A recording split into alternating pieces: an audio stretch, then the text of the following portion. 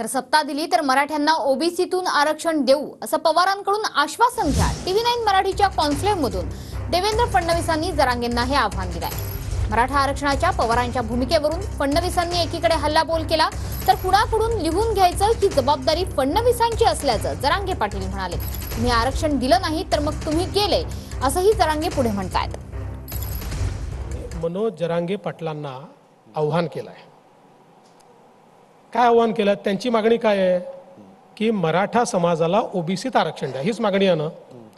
आता एका मिनिटाकरता समजून चला की देवेंद्र फडणवीस सगळ्यात नालायक माणूस आहे। चला, जे लायक आहे, ज्यांना तुमची मदत लोकसभेच्या निवडणुकीत झाली आणि त्यामुळे लोकसभेत त्यांचे कॅन्डिडेट निवडून आले, त्यांनी तर तुम्हाला, ते लायक लोक आहेत ना, त्यांनी तर मदत केली पाहिजे। मग आज माझा सवाल आहे, शरद पवार साहेब हे म्हणायला तयार आहेत का की मराठा समाजाला ओबीसीतनं आरक्षण द्या, किंवा लेखी द्यायला तयार आहेत?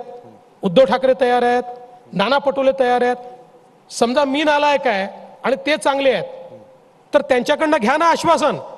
त्यांच्याकडनं आश्वासन घ्या की आम्हाला तुम्ही सत्ता दिली तर आम्ही मराठा समाजाला ओबीसीतनं आरक्षण द्यायला तयार आहोत, असं त्यांच्याकडनं घ्या आणि त्यांना डायरेक्ट मदत करा। देवेंद्र फडणवीस साहेब, तुम्हाला पुन्हा पुन्हा सांगतो, आम्ही तुमचे विरोधक नाही, शत्रू नाहीत। आरक्षण देऊन टाका। तुम्हाला पश्चाताप करायची वेळ येऊ देऊ नका। कोणाकडून लिहून घ्यायचंय, कोणाकडून नाही घ्यायचंय, कोणाला बैठकीला बसवायचं, हे काम तुमचं आहे, आमचं नाही।